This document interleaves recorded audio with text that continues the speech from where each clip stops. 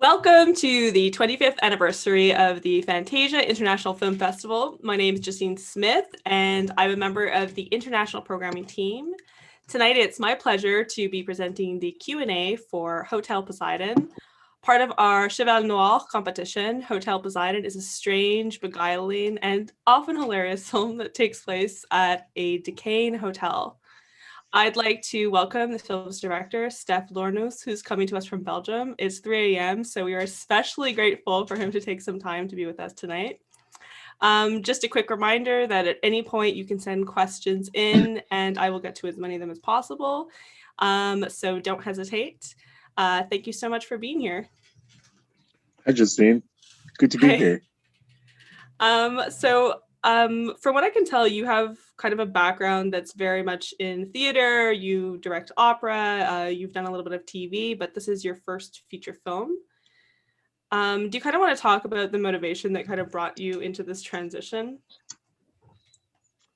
Well, I've always been obsessed with movies, so there's that, especially genre movies. Um, I was just telling somebody how I sort of miss being unemployed, which I was for a few years, way back, in which I would see like 6 movies a day. Oh, those were the times. Uh, but in working in the theater, we uh,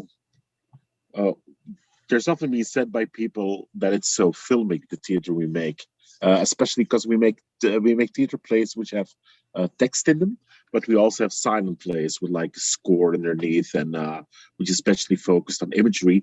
And of course, the genre movie or the fantastic movie, it's always very close. There's always it's always reminiscent of dreams or zombies or certain horror iconography. And we in theater we also use sometimes the vocabulary of movies. Like we try to do close-ups in theater. We have, like I said, we have a score underneath. So it's sometimes it's quite filmic. So a lot of people, of course, say, shouldn't you make a movie? And I think it took us about 20 years to finally, I did some TV and I worked on some movies, but to really do it with the company like very autonomously. So we did it now. It was sort of a logical step, but it took us to the Seria to do it. I'm actually very curious. When you say you have like Sure. close-ups in the theater, how would that Yeah. actually like function? Because I'm having a difficult time imagining. Yeah. Um, yeah, but it's gonna sound silly, but it's, for example, lights, like taking a focus with lights, but not like making a little square on something. It's more to do with the plays I make are mostly, surprise, quite dark, and so you would have some light or you would have an atmosphere. But for example, somebody would light up a cigarette, and when the lights flickers on from the lighter, you sort of push a little bit of extra light very organically in there. It becomes, it's not like a literal close up, but it's you make a focus there. It's not Mhm. like a big spotlight on it, but it's a little, yeah, it's a little extra. It's very nice. But you can also focus in making a sound or a noise.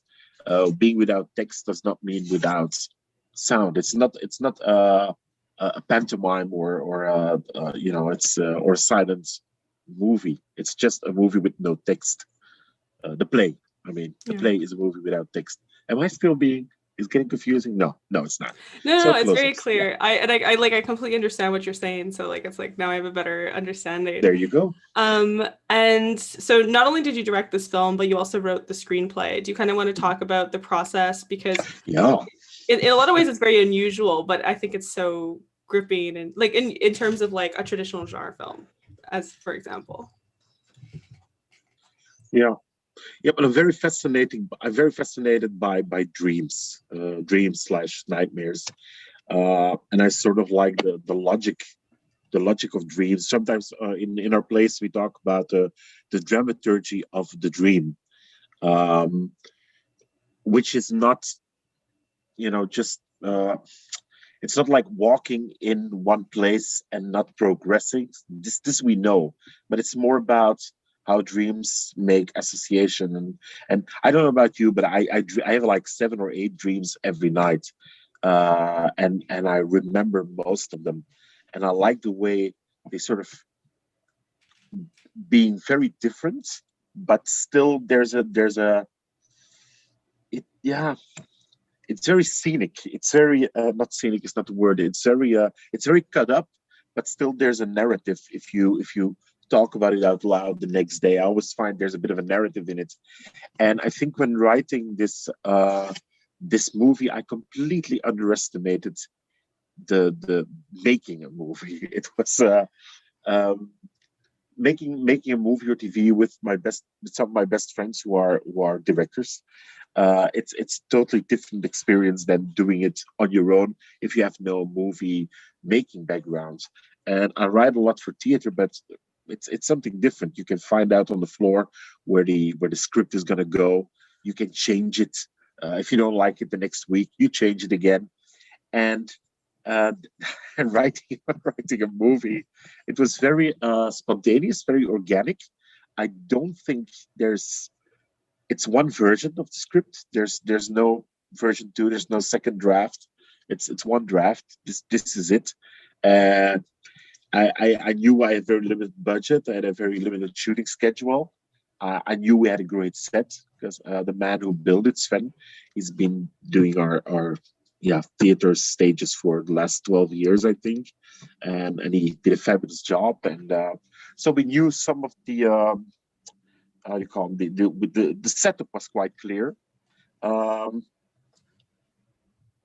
but it's very unconventional. I think that you write something and you sort of, okay, I wrote it and now I'm going to direct it.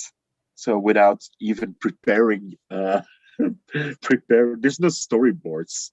I had a talk with a cameraman I really like. We had a talk with the light man, and we just filmed it.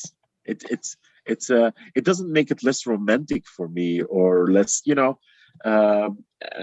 don't want to be braggy about it, but it was very. I like the organicness of it. That makes it not perfect, but it makes it, for me at least, special. Let's put it that way. I have to admit that every actor in the movie were actually the actors that I had in mind when writing it. Wow. So there's no second choice. I mean, everybody plays the part that I wanted to play. Uh, Most of the people I worked with before, so I knew them quite well. This is a great advantage of getting the kind of acting that I wanted, and they sort of felt very very clearly what I wanted. I think there's also no more than 3 takes Wow. of each scene. So it was, in a way, it was a very comfortable position. One draft, not too much preparation, very good set, very good people, all very involved, actors that felt what I wanted. It's a very comfortable position. I wouldn't want it any other way. I think I don't think I would function in another way. I mean, I think that the set is so incredible too, and like I think that's what is the first thing that kind of strikes people. In terms of like constructing that, like it's someone you've worked with before, but it's so complex and so impressionistic, and it does feel like a dream. It's kind of hazy. You're like you don't always know where the borders are, and that's such a like beautiful thing. Do you want to talk a little bit of kind of creating the production design in that way? The whole set was built on the first floor of I'm not sure I have the right word for it in English, a cultural center. Yeah, we And have these were the exposition halls, actually, and it's like a circle with 4 halls where they would put up art. No, where they would put up art, and they were white. They were like so white, and and then we came in. Sven designed the whole thing out as a model. It was actually built. Where did that model end up? I want that. Justine, where is that model? I assume somewhere in Belgium. I will find out. I will get back to you on that. That could be your But next film. It could be a documentary. about the model. Where's the model? Yeah. And so I built this whole thing as a model, and then we fooled around a bit with that. But it's always so nice to see what Sven builds. It's such a kick for him as well to make something scale, and is very detailistic in what he makes, and to actually see this enlarged. And it was built with I have no idea. I think a team of 5, 6 people, and then some people came in helping out with wallpapering and painting the set. But everything you see is built on a first floor, with a very small elevator. So it was a huge effort of putting all this in and building this whole set in about 4 weeks. Um, Again, this is a low budget movie, um, but it was a lot of fun, and Sven really is very good in patinage, really making things worn, lived, dirty. He's very good at this. We call it the master's eye.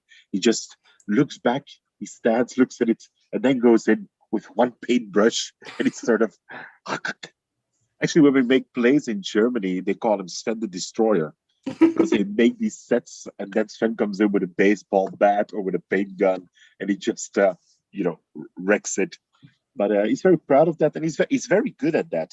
It's very the dirt always looks very, very real. It's not like fake dirt. It's real. It's over the top as well. But this works well. This over the top kind of patinage. Yeah, yeah, yeah, yeah. And we both love hotels. Sven and I, we love hotels. We like it as the transit place, as it is. Uh, and specifically, this was not. It was not really designed after, but the idea came from when I was 18. I went to Los Angeles, because the movies. So I saved up my money, went to Los Angeles, and I stayed in the cheapest hotel on Hollywood Boulevard there was. The hotel is now torn down, unfortunately, and it was great. It was a bit of reminiscent of the hotel in Barton Fink. I don't know if you Wow. remember, moved by the Coen brothers, but the Barton Fink Hotel is in tip-top shape. Except that the wallpaper sort of slides down when it gets too hot. But that hotel was sort of that hotel, but then in the late 90s. So 60 years later, then 60 years beyond its pristine condition that it was. And it was a very it had like 3 deadbolt locks on the door. There were people screaming in there at night. It was I was an 18-year-old. I was scared senseless. But I had a good story to tell when I came home. And it sort of stuck in my mind always, like hotels, especially American hotels where people live, sometimes. Yeah. Yeah, I've always had that same kind of romantic notion about people who live in hotels. I feel like it's the height Romantic. more romantic. It's like the height of glamour, even when it's not. Like if you read like Patti Smith's Just Kids, and she's living in a hotel where Sure. there's people moving from room to room, but at the same time you also have people having like breakdowns and ODs. Like it's Oh, man. romantic in the bohemian sense of the word, not Sure. Sure. the literal Yeah. sense. Is there anything else about hotels that particularly kind of grip and interest you? Uh, no, no, no. It's specifically I'm always interested by sort of microcosms. I'm interested in places with not too many windows, and a particular the rules. I like the rules. You go to a hotel, and there's the guy or the woman behind the counter, and he gives you the key. I like these little rituals. Yeah. Uh, I like the idea of bellhops and lift boys, and I like this climate a lot. Perhaps I like motels a little better than hotels. It's a bit yeah, well, it's a bit uh, what's the word, grungier. It's a bit more, but I like it a lot. Yeah, I like the neon lights. I like there's this this TV series, Supernatural. This Yeah. very, yeah, well, okay, so nerdy, guilty. 15 seasons, and I love the motels. They always end up in these, for 15 seasons they managed to to create these sets of these beautiful I motels. watched the production designer talking about it because like it's almost an adventure for them, right? Where it's like hotels are all the same and motels all are very similar, but they're all fundamentally different. Yes. And finding that kind of adventure of like this uniqueness in this like liminal space is so fascinating. Yeah. So yes. okay, I watched the show too. Oh.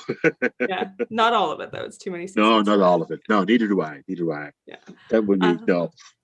And so one of the things about the film as well is like the set and everything, you kind of talked about it. There's a lot of death, decay, kind of like almost a water damaged.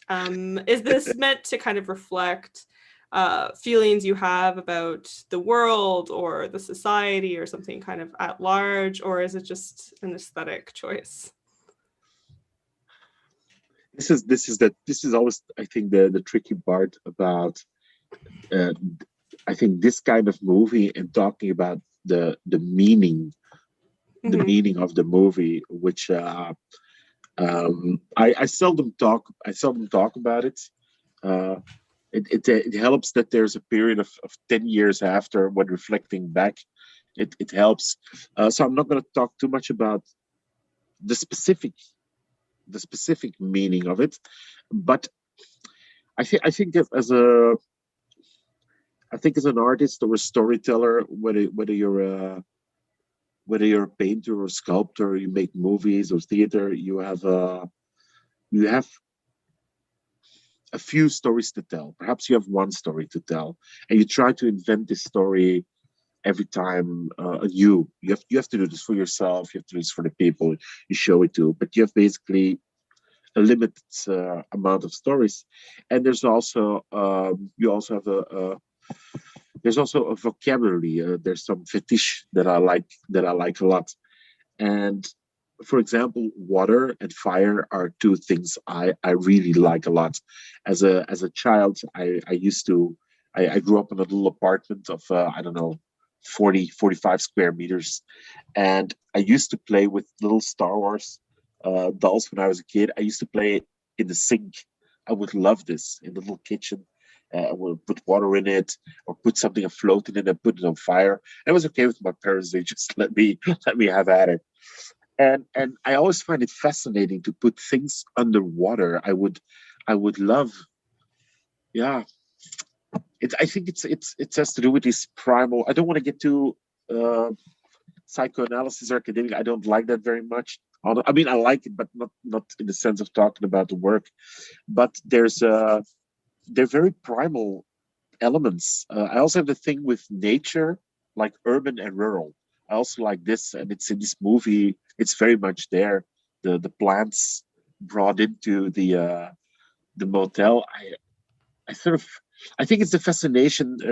I was probably damaged watching those post-apocalyptic movies, even the very bad ones, when I was a teenager, and later on, where the world is taken over by plants. But this would be, I think, it would really be my utopia. I would love to wake up tomorrow morning and go out and see like civilization gone and nature took over. I don't think I would survive very long in this world, but to see it would be beautiful. I think the concrete torn up, plants finding its way in the houses.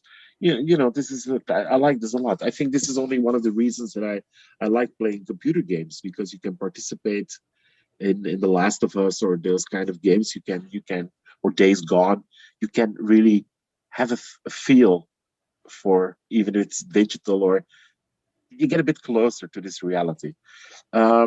Am I still answering your question? I'm not sure. But there's a vocabulary that comes back. There's a story I always try to tell. Um, Concerning this movie specifically, um, I think there's a lot of I think it has a lot of plot in it, but I, I feel a bit silly. I'm talking about it because it would make it uh, a bit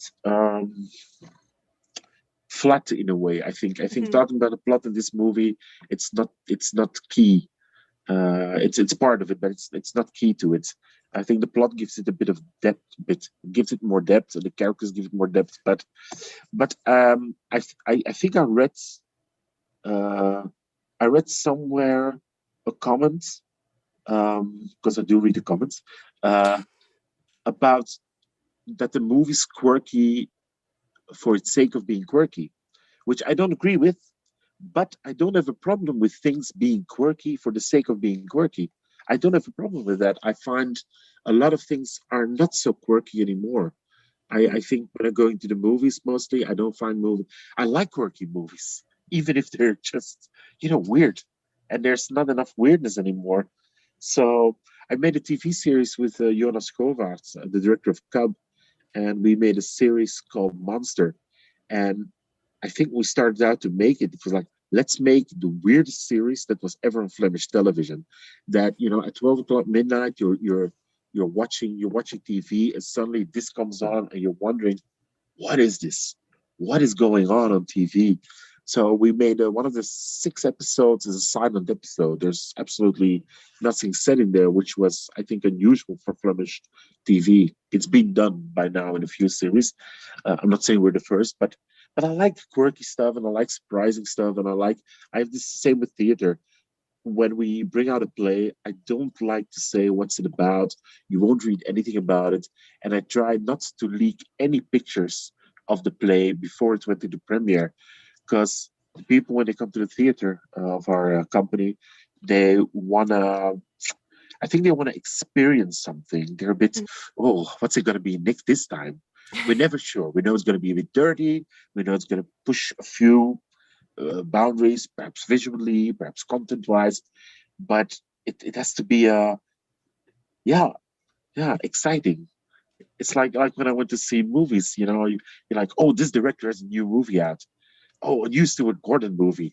What's he gonna do after Reanimator? Or oh, yeah, I love that. The surprise and the excitement and the not knowing. Yeah. I actually have a question from one of the viewers. So Sure. it's from John O'Coin.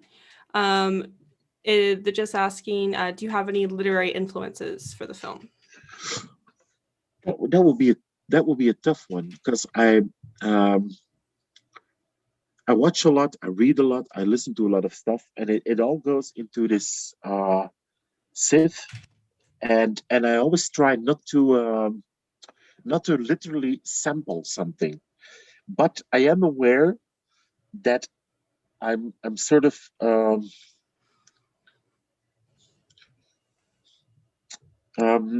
let's say, I like that how cryptic that Hotel Poseidon might be.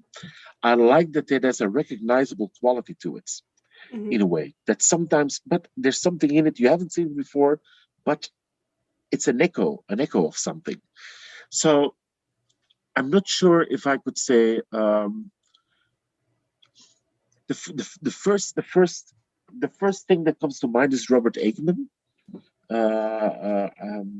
If you're familiar with him, he writes stories which are quite haunting, and it's hard to describe. It's well written, but it's very haunting. There's a few stories of his that I read the page and I turn back, and I'm like, did I miss something? And something happens in a few lines which is almost magic, and it's about atmosphere. It's very hard to it would be easy to say in a way that it's a bit same like Lovecraft sometimes does, that sometimes it's more haunting, Robert Aikman. Although I love Lovecraft, but it's more. So I think there's something of Aikman in there, in the sense of disintegration and ghosts, and but not what's the word, ephemeral? Is that a word? Ephemeral? Yeah, that is a word. Yes, that is a word. I find it hard. It's ephemeral. I know what it is. That's it. No. I think you said it more, but I think you said it better than I did. I was right. I think you're right. Yeah. But there's certainly a lot of my favorite writer is Shirley Jackson. She's my absolute, yeah. I mean, the Haunting of Hill House, but again, old houses. I love books. I love movies about old houses, about dilapidated places, and not only horror movies, even like documentaries like Grey Gardens. These women living in these dilapidated. Oh, I just love it.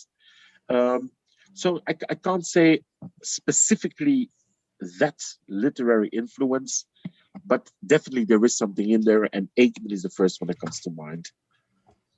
I have another question from Sure. the audience. So it's from Charlie McClure. Hi. Charlie. Hi. I love Charlie. Such a Yeah. good guy. He is. He really is. Yes. Could you talk more about the jungle and plant scenes in the hotel? It was such an atmospheric visual change from the first part of the movie. I really loved it. Congratulations. That's very sweet. Yeah, I think it's, again, it's my fascination with bringing in nature into places it shouldn't happen. I liked the idea with Poseidon was that,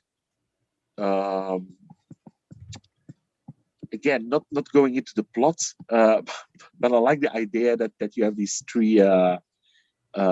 three redheaded young women locking up in this cube, and the idea was like, could you actually look at this movie, be surprised that suddenly you change the atmosphere a bit, but then forget that you were actually in the previous movie, and that you sort of, what's going on? Why is it the cube? Why is it the jungle? Is that a jungle? He is in the jungle. It's and I think it works. I think it could have been better, but I like that you get sucked into a completely different movie that also gets to be a bit utopian in a way, especially at the end. With the children in it, and then to get ripped out of this paradise. It gets ripped out of it. I think Dave was really happy in that cube. I think it was perfectly tailored to his needs. He was loved. And he's very good at a sewing machine, I think. Did you see him sew? He's very good at sewing machine. Yeah, sewing machine. Yeah. But I also think, like, it's the first movie I did, and always when I haven't done anything in a long time, or when it's the first time I do something, I try to put as much as I can into it. And I think that this also is in this movie. I couldn't be content with him just in the hotel.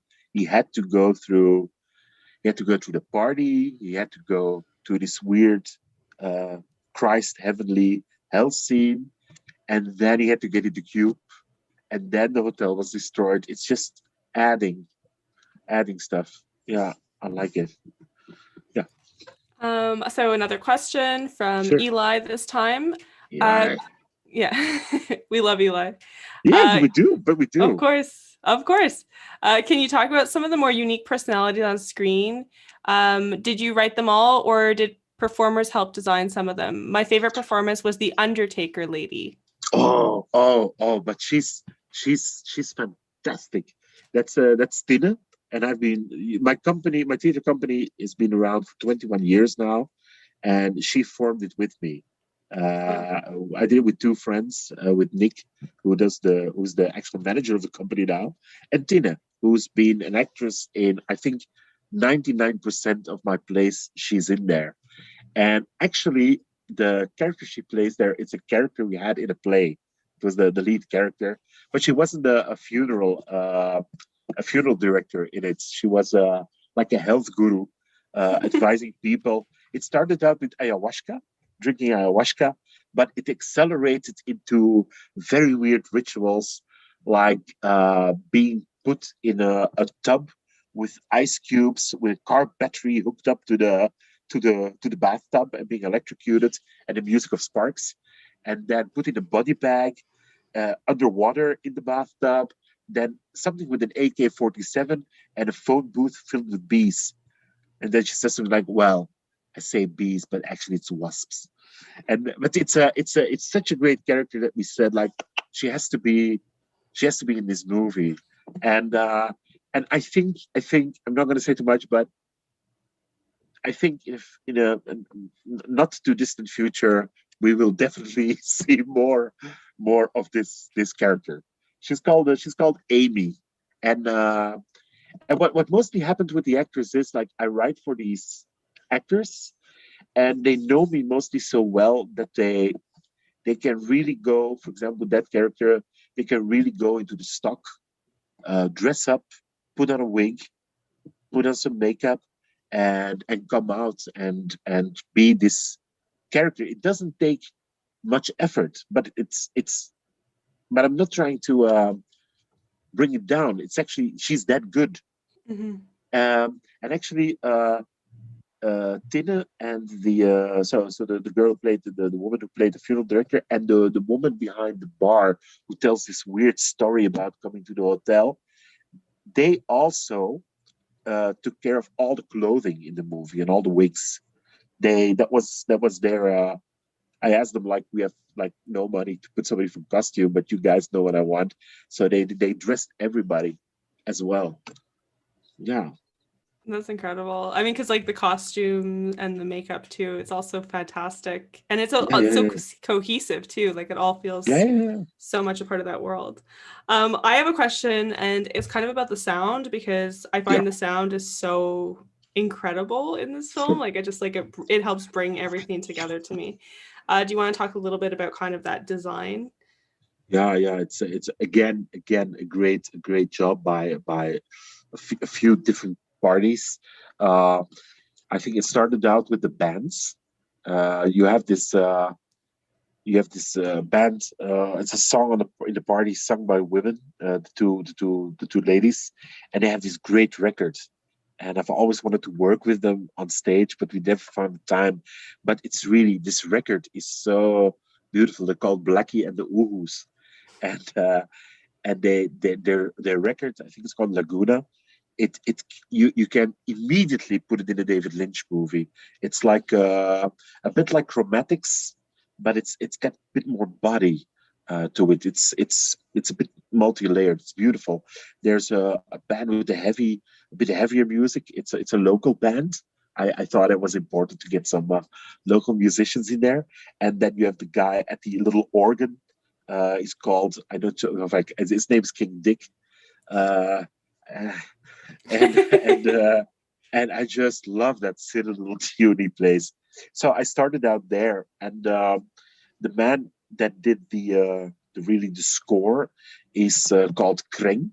I think you would translate this as either bitch or cadaver or a cadaver. And he's been, I think for I think he did about 30 plays. He scored about 30 plays that I did. Again, marvelous job. He also did some music for he did music for Cooties, for Camino.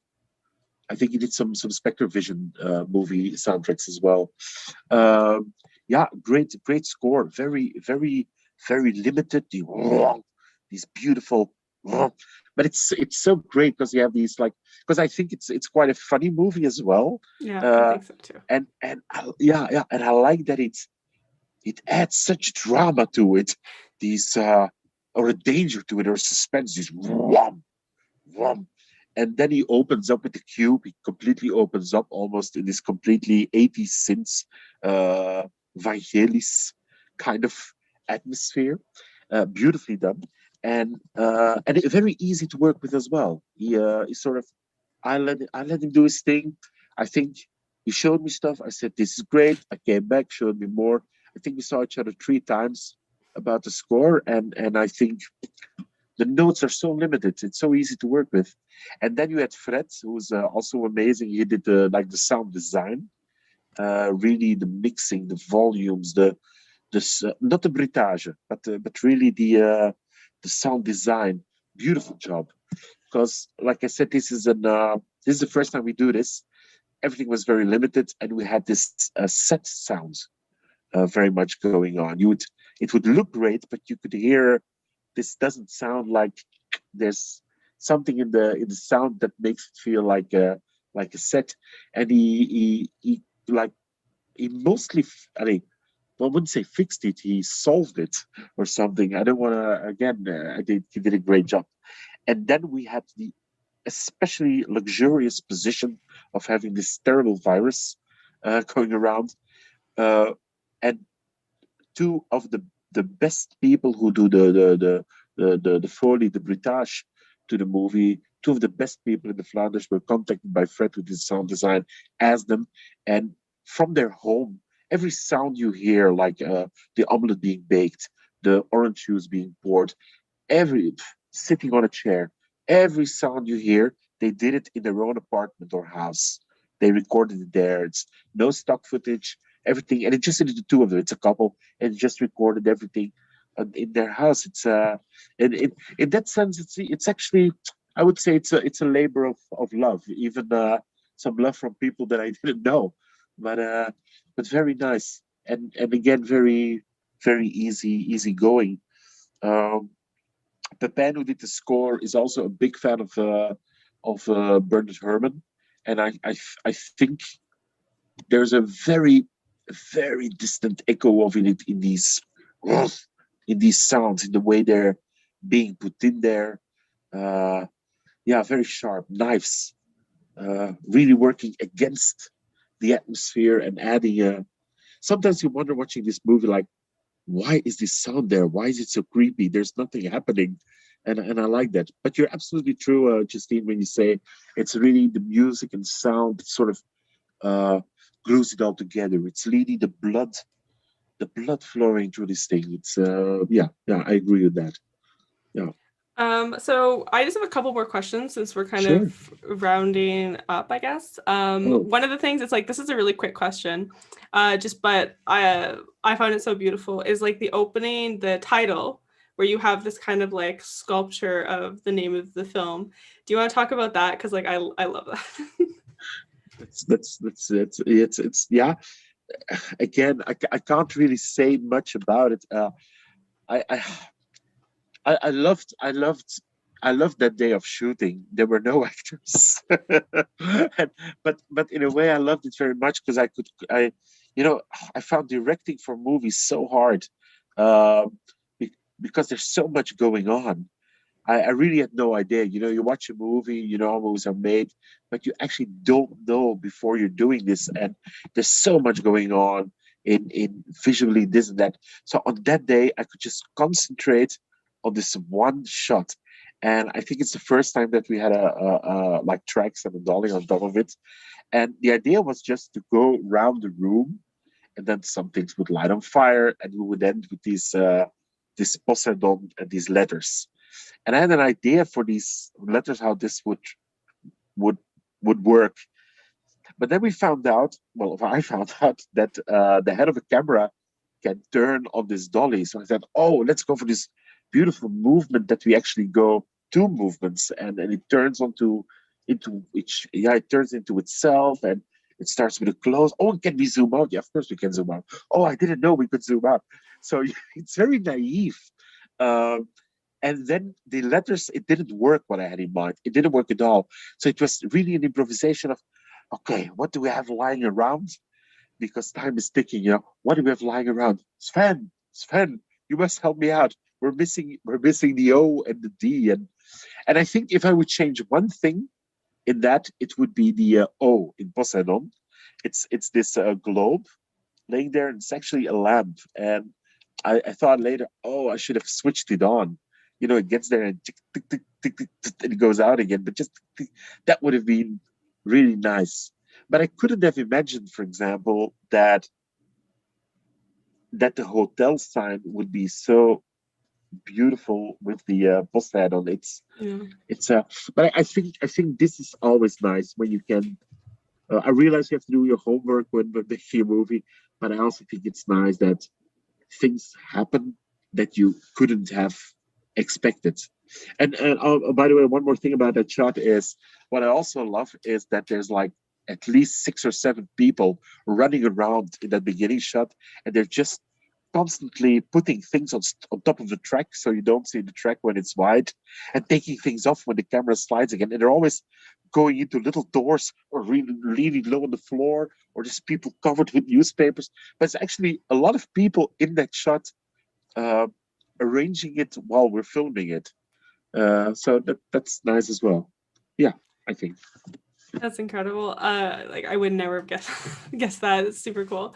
I guess what else I'd like to know is, are you planning on making any other films after this one? Yes, but I'm not allowed to say that. I Okay, think, okay. It's a but mystery. yeah, let's say that I so much enjoyed making this movie, that I really would enjoy making at least a few a few more. Yeah. That's And awesome. and I would and go and watch it them. and it and it will have echoes, but it will be different and the same. It's like I tried to explain. It's you have to you have one story, you have one vocabulary, but you have to reinvent it. And I have some ideas for that. Um, I think that's it then, unless there's something else that you think that I missed that we should talk about, because like I don't know if there's like if we covered everything or There's so much ground to cover, Justine, but there's it's just just not enough time there's never because enough this time. man has to go to work in 5 hours. Yeah, no, that's why. Well, it was honestly you were so generous, and it's been such a pleasure. Oh, that's nice. I love the film, and I love it a bit more now. So I think that that's always Oh, that's great. That's great. a great Yeah. compliment.